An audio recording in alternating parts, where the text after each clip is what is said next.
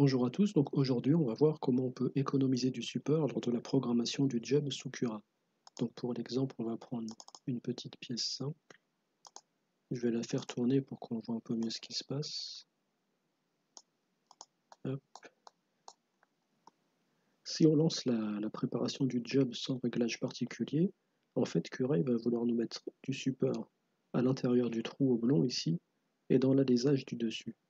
Pour ce qui est de l'alésage, en fait, il faut savoir que pendant l'impression, l'alésage est capable de se supporter de lui-même, il peut s'auto-porter.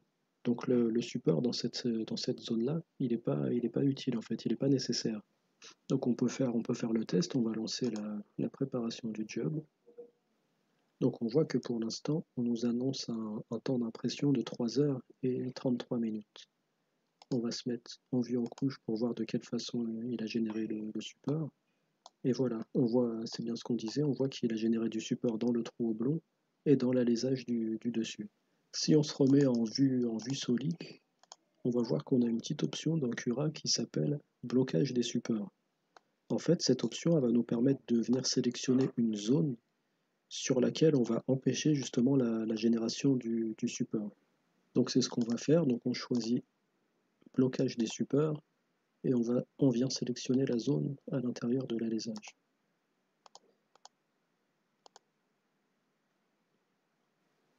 Donc maintenant, si on relance la préparation du job, on voit que déjà le temps d'impression est passé de 3h33 à 3h01 minute.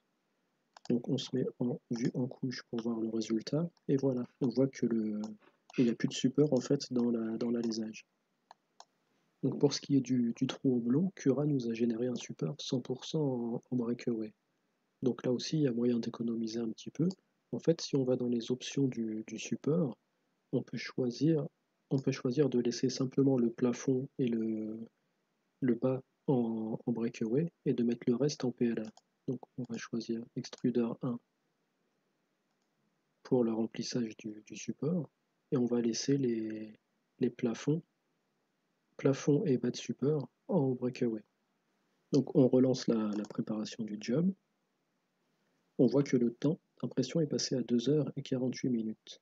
Et si on observe le support au niveau du trou oblong, on voit qu'on a le plafond et le bas de support en breakaway et le reste en PLA.